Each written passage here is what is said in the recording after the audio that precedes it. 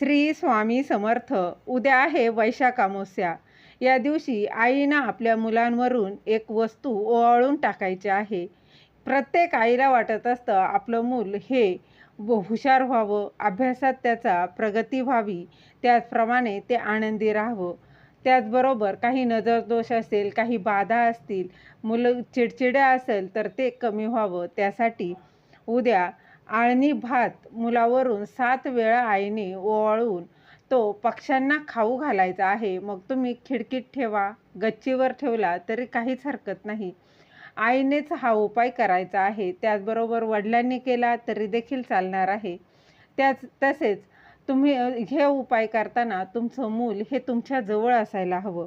मूल जॉब करत असेल, कुठे कॉलेजात जात असेल तरी देखील हा उपाय करू शकता.